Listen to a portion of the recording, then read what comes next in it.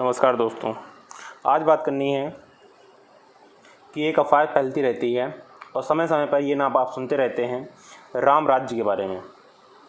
इसके पहले भी हमारे महात्मा गांधी ने भी कहा था कि राम राज्य स्थापित होना चाहिए और समय समय पर कई हिंदूवादी संगठन भी राम राज्य को स्थापित करने की बात करते रहते हैं। यहाँ बात समझने वाली ये है कि राम राज्य से तात्पर्य क्या है। राम से तात्पर्य क्या है?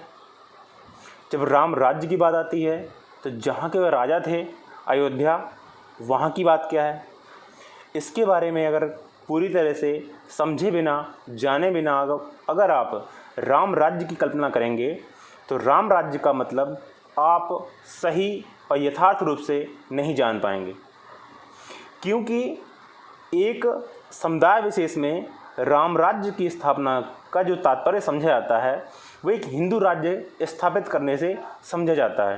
अर्थात वह ये समझते हैं कि जहाँ की राजा राम अर्थात हिंदू होंगे या किसी जाति विशेष समझ लेंगे वो।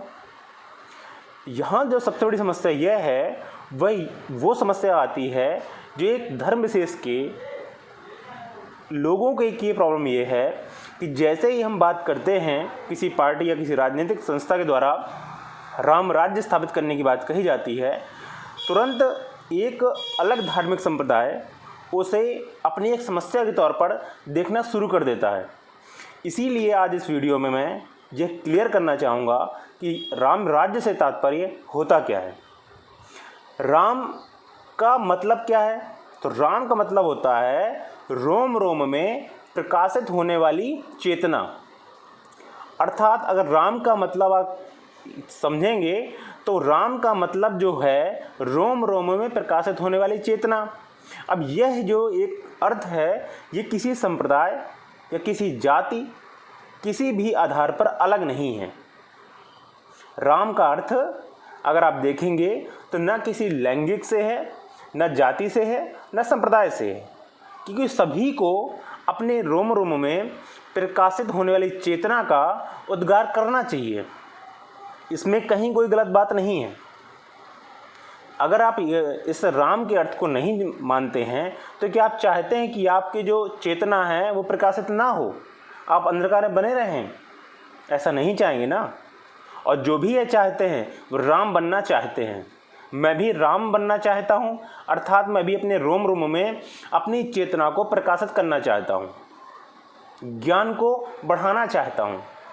दूसरा बात आती है अयोध्या की। अयोध्या से तात्पर्य क्या है? अयोध्या का मतलब होता है मतलब होता है नहीं, युद्ध मतलब वहाँ युद्ध नहीं हो, अर्थात वह क्षेत्र जहाँ पर युद्ध नहीं हो वह अयोध्या है, या जिसे युद्ध में जीता ना जा सके उसे कहते हैं अयोध्या। अर्थात जब अयोध्या राज्य था वह ऐसा राज्य था जहाँ पर युद्ध नहीं होता है आपस में, दूसरा उसे युद्ध में जीता नहीं जा सकता है।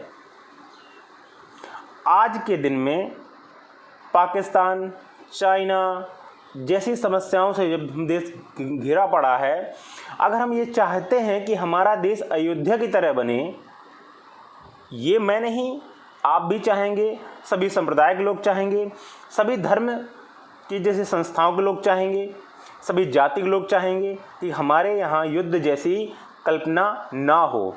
अगर आप ऐसा चाहते हैं कि हमारे देश को कोई युद्ध में जीत ना सके तो अर्थात हम चाहते हैं अयोध्या राज्य की स्थापना करना।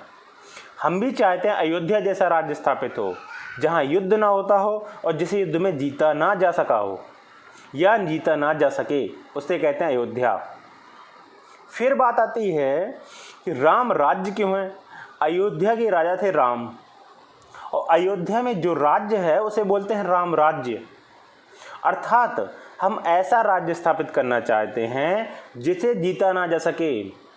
तो हमारे राम राज्य का मतलब यहाँ पे उचित रूप से और स्पष्ट रूप से आपको समझ लेना चाहिए पूरी स्पष्टता के साथ कि राम राज्य का मतलब किसी भी हिंदू राज्य स्थापित करने से नहीं है। जो राम राज्य का सही मतलब नहीं समझते हैं, चाहे वह किसी भी संप्रदाय के हों, चाहे वे हिंदू हों, चाहे मुस्लिम हों, चाहे ईसाई हों या कोई भी पॉलिटिशियन हो, ये सब अज्ञानी पुरुष हैं। जो इस चीज़ को नहीं समझते हैं कि राम राज्य का मतलब क्या होता है। अगर हिंदू होने के बाद अगर आप राम राज्य का मतलब हिंदू राज्य समझते हैं तो आपसे अधिक मूर्ख कोई नहीं है। अगर आप अयोध्या का मतलब, राम राज्य का मतलब मुस्लिम समुदाय या कोई और समुदाय हिंदू साम्राज्य स्थापित करने समझते हैं तो आपसे भी बड़ा कोई मूर्ख नहीं है।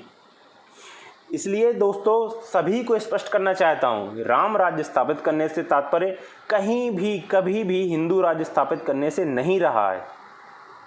राम राज्य का सीधा मतलब होता है ऐसा राज्य जिसे जीता ना जा सके, अर्थात जहाँ दूसरा या फिर वहाँ पर युद्ध ना होता हो, सब कुछ अच्छा हो, उसे कहते हैं राम राज्य स्थापित करना। इसीलिए कहते हैं, इस अगर शब्द को देखा जाए तो राम राज्य स्थापित करना हम अपने शरीर पे भी चाहते हैं, अर्थात हम अपने शरीर में अंदर चल रहे द्वंद्वों से जीत लें, वहाँ भी राम राज्य है।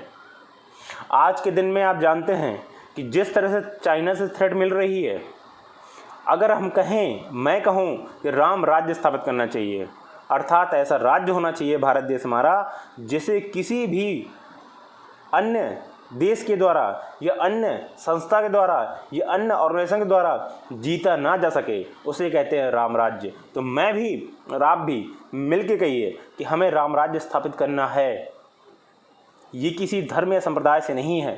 ठीक है दोस्तों, इन चीज़ों को आज स्पष्ट करना बहुत ज़रूरी था क्योंकि ये चीज़ें कंट्रोवर्सी में बड़ी आती रहती हैं। जैसे ही हम चार लोगों के बीच में बात करते हैं राम राज्य स्थापित होना चाहिए, लोग पता नहीं